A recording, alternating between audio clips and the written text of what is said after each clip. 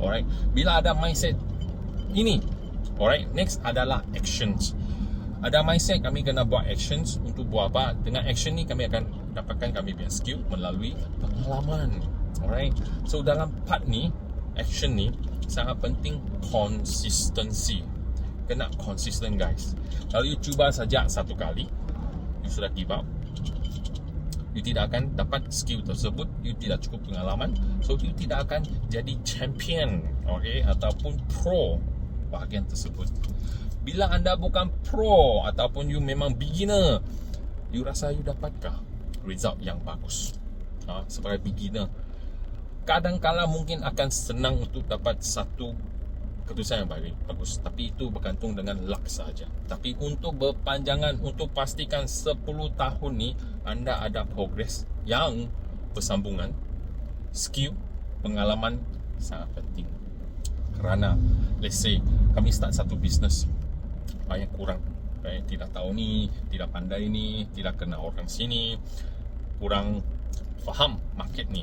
So bila kami masuk perlahan-lahan, kami buka, kami start, kami buat, kami akan tahu satu projek ni ataupun satu bisnes ni apa keperluannya, yang paling kritikal apa. Sama ada skill, teknologi, duit ataupun supplier. Alright, jikalau anda buat trading, salah satu sangat pentingnya supplier. Alright, you tidak akan jumpa supplier yang the best one shot pada tahun yang pertama. Kenapa? Biar supplier tu dia pun tidak percaya dengan you dahulu. Dia akan pakai cash term, perlahan you sudah okay, dia bagi you credit limit yang tinggi, dan bagi you credit terms. Then you akan senang lagi, semakin senang anda buat business. Alright, so you kena kumpul resources sedemikian. Then starting, you tidak pandai, alright, tidak pandai buat satu business tu, you kena perlahan-lahan. Okay, so kami buat satu contoh guys. So you sampai satu tempat, okay, you sudah sewa satu kebun, alright, tapi you tinggal di bandar kan, betul?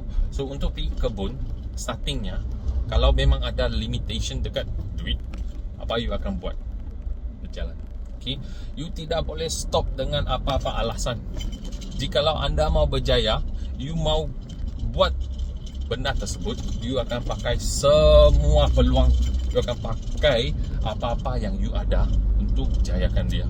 So starting you jalan gigi, you punya kebun, alright, you tidak berapa pandai, you buka handphone, tengok YouTube, alright, tengok YouTube macam mana kasih clear itu kebun, macam mana buat tanaman, you akan start dahulu. Dan kedua, you akan pergi cari bibit, alright, macam mana, online juga, alright, online check, ataupun koko, kebun yang sekitar tu. Ya, biasa I mau tanam ini jagung, I mau tanam pisang, okay, di mana boleh dapat ni. So you akan pergi jumpa supplier, okay. Dan sudah tanam, selepas 3 bulan you perasan, ini I punya hasil macam kurang, sebelah hasil sangat bagus. Kenapa? You akan pergi sana, tanya dengan pekebun sebelah tu, boleh minta ajar. Of course, bukan selalunya orang akan mengajar terus. You kena jadi kawan lah dulu, you kena invest biar masa, alright. Mungkin beli sikit rokok ke, atau dia suka cola, you belilah cola untuk dia kan, alright, supaya you pergi minta ajar. Okay, sebab minta ajar dia bagi tahu, sebenarnya you kena pakai baja, you kena pakai ini, you kena pakai itu. Oh, baja. So you kena pergi cari baja, betul tak? Okay. Stay tuned. Part 3.